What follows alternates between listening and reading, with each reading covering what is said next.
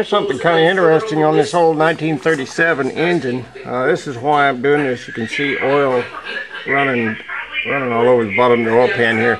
So I'm going to pull it off and replace the gasket. But unlike the later models, I don't think the 216s were like this, or the 235.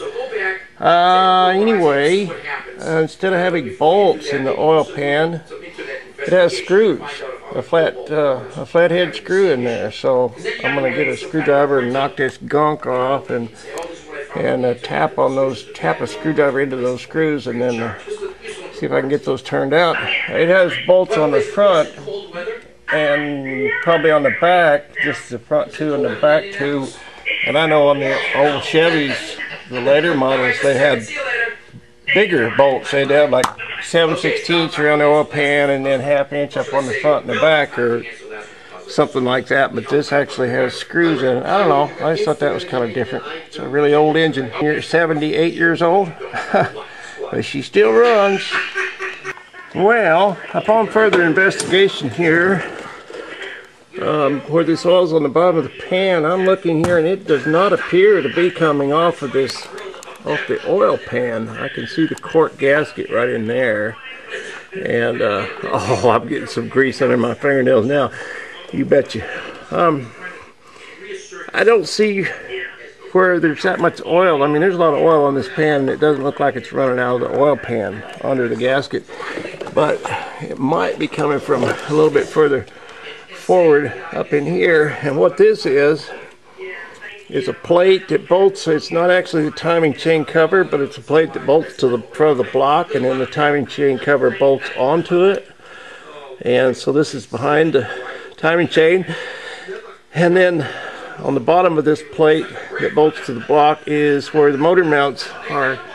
And what they are is just a couple little springs, and that's just what they had back in 1932. And that's all original, and I just kept that. But I'm going to go ahead and change the oil pan gasket, because I think it is leaking on the back over here in another place. I'm going to change it out. But I was hoping that, you know, I just may have to get deeper into this thing, and I wanted to. And I hope I don't want to pull in the motor. It could happen. But anyway, I said earlier that the old oil pans, or the later models, some of them had 235, 216, whatever. It might have had 7/16 bolts around the oil pan and halves on the front. And, you know, maybe it was half and then 9s on the front. I don't know, they were bigger. I'm quite positive somebody will correct me if I'm wrong about that. But anyway, yeah, this is pretty boring, you know. It takes a lot of time to shoot these videos and edit them, and especially if you put a little backup music behind it, then you got to go and do that and add that.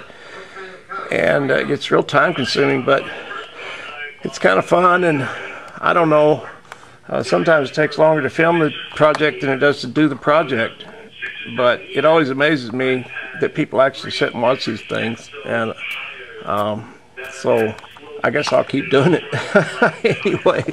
anyway, that's what's going on here. I'm just looking into this old 32 Chevy, and we'll see how deep I get. But I'm getting my hands dirty and it feels good.